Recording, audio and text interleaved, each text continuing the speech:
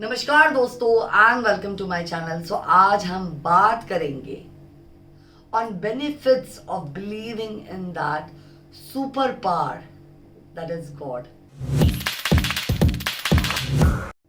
दोस्तों हम इंडिया में रहते हैं, हम एक सेक्युलर कंट्री हैं जहाँ हिंदू, मुस्लिम, सिख, ईसाई, बौद्धिस्ट, जैन सब एक साथ रहते हैं। हम उस देश को बिलोंग करते हैं जहाँ पारसी कम्युनिटी चाहे माइनॉरिटी में ही क्यों ना हो, हमारे देश के वेल बीइंग में उनका मेजॉरिटी हाथ रहा है। दोस्तों अगर हम पारसीज की बात करें तो वो पर्शिया से आए हुए लोग थे जिन्होंने इस धरती को, इस भारत को अपना बनाया, जहां के भारतीय लोगों ने उनको एक्सेप्ट किया as their own and they coexisted so beautifully. दोस्तों we are a land of many languages, many religions, many beliefs, and that is why probably it is so natural to us, in believing in that supreme power that is God. If you personally ask me, dosto, I was raised in a convent. I am a Hindu by birth, a Hindu Brahmin by birth, got married into a Maratha household, and wherein my best friends are Rajput, Muslims and Catholics. So दोस्तों मुझे ऐसा लगता है कि हम India में बहुत ही ज़्यादा अलग अलग कल्चर से और कम्युनिटीज से इन्फ्लुएंस होते होते बड़े होते हैं। एंड कहीं ना कहीं इस वजह से we believe in all the gods and we believe that there is one supreme power that is above all, which tells us what is right and wrong and guides us when we require it the most. Life is full of challenges. We do not know. हम plan तो बहुत कुछ करते हैं. Life is full of challenges दोस्तों. Like I always say, you should plan. तो हम सब प्लान भी बहुत ज़्यादा करते हैं.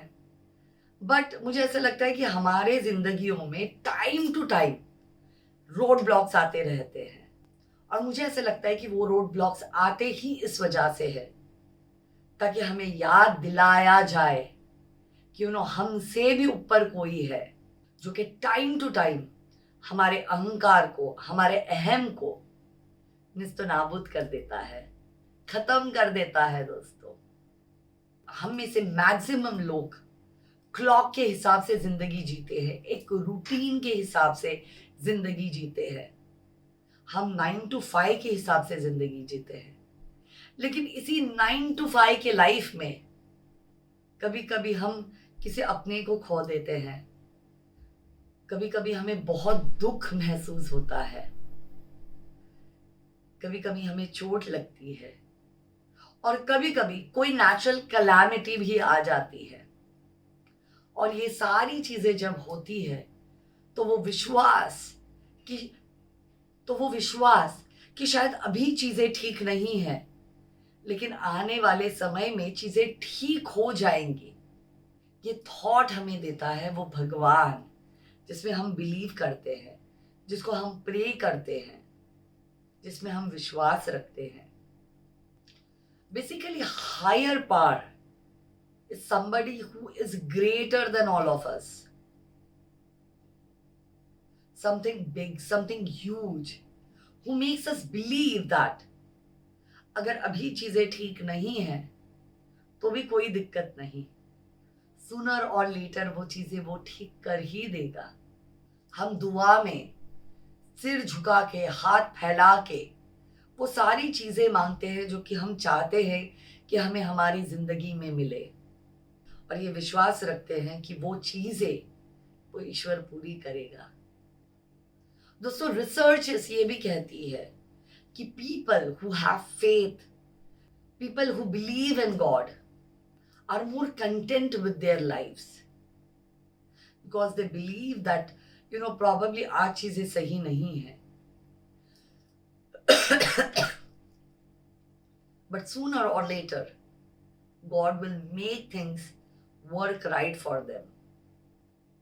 while there are several responses that go in, that go in people's response to pain, praying and having faith is the number one response.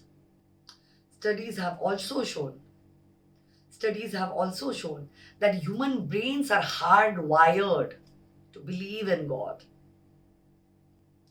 Studies suggest that, our brains are wired in a form that, spiritual messages जो है वो हमारे brain की कुछ हिस्सों से electric connections की तरह जॉइन होते हैं, इलेक्ट्रिकल एक्टिविटी की तरह कनेक्ट होते हैं.